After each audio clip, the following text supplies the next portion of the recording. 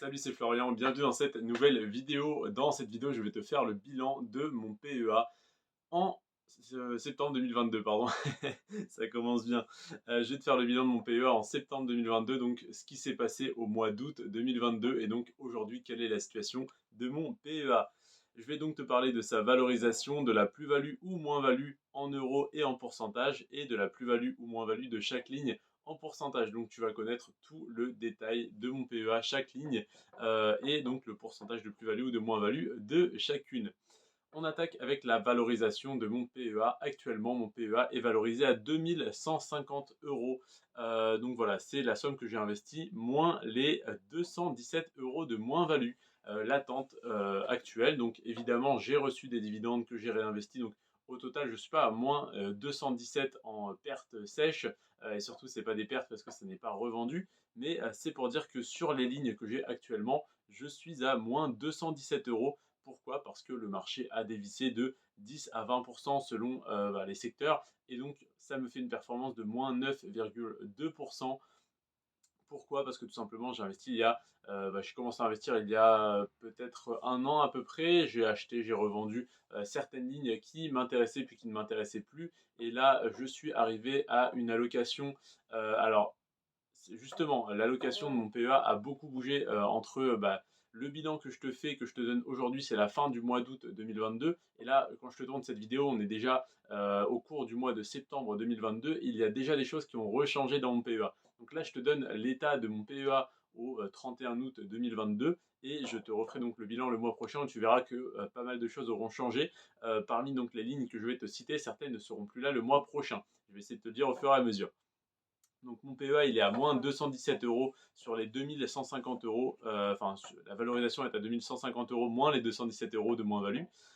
Et donc ça me fait une moins-value de 9,2% actuellement.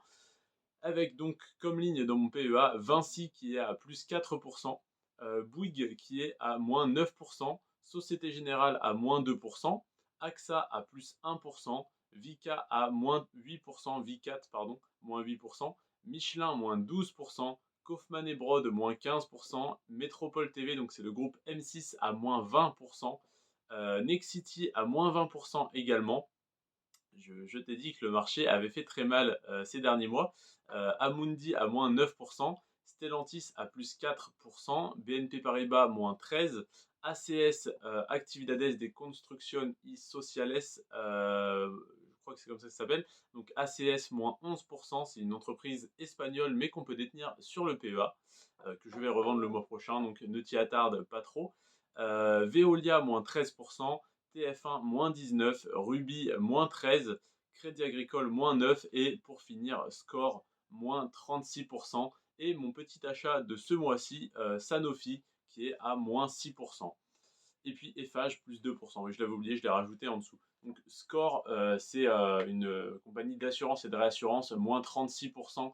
Parce que tout simplement avec les sinistres qu'il y a eu ces derniers mois, donc incendie, voilà, tornades et autres, ils ont eu pas mal à indemniser et donc ils ont eu d'énormes frais, donc de la trésorerie qui est sortie, donc forcément moins d'argent dans l'entreprise vaut moins cher et donc le cours de bourse baisse en conséquence, voire même plus. Sanofi moins 6%. Alors ça a rechangé un petit peu, mais en gros je l'ai acheté dans les 85 euros quand elle a pas mal baissé et elle avait baissé jusqu'à 80 euros, donc ça me faisait une perte de voilà, à peu près 6% à ce moment-là, parce que j'ai dû l'avoir à 85 et quelques, ça devait être à 79. Donc voilà, ça me faisait du 6%. Et actuellement elle est un peu remontée, donc on doit être à moins 2, moins 3%, parce qu'elle est remontée à 82, 83 euros. Et Eiffage que j'avais oublié de citer qui est à plus 2%. Ça me fait donc plus 127 euros par rapport au mois précédent, non pas parce que les marchés sont remontés, mais parce que j'ai réinvesti sur mon PEA, j'ai remis 170 euros pour acheter deux actions Sanofi. Donc les 170 euros que j'ai mis moins les pertes de ce mois-ci, ça me fait plus 127 euros par rapport au mois précédent. Mais c'est pas des gains, c'est pas la bourse qui est remontée. Au contraire, elle a continué de plonger. C'est simplement moi qui ai remis 170 euros sur mon PEA et je suis à plus 127 par rapport au mois précédent, bien sûr. Donc voilà, au niveau du détail de mes lignes, donc je vais te redire le nom de chacune de mes actions, des actions que je possède, et je vais te dire si je vais les conserver ou les revendre. Alors Vinci, je la conserve et je vais même renforcer. Bouygues, je conserve. Société Générale, je vais revendre. AXA, je conserve. Vicat, Vicat, j'ai hésité. Alors je sais plus ce que je choisis. Je crois que je revends Vicat. Michelin, je revends. Kaufmann et Broad, je revends. M6 Métropole TV, je revends. Nexity, je revends. Amundi, je revends. Stellantis, je conserve, il me semble. BNP Paribas, je conserve. ACS, je revends. Veolia, j'ai hésité, mais je vais revendre. TF1, je vais revendre. Ruby, je conserve et je vais fortement renforcer. Crédit Agricole, je conserve et je renforce. Score, je revends. Sanofi, je viens de l'acheter parce qu'elle m'intéresse, donc évidemment je conserve. Et Eiffage, je conserve et je renforce également. Donc voilà, comme ça, tu auras le mois prochain le bilan de mon PEA avec pas mal de nouvelles actions. Et alors là, actuellement, je surveillais 31 actions à dividendes pour PEA.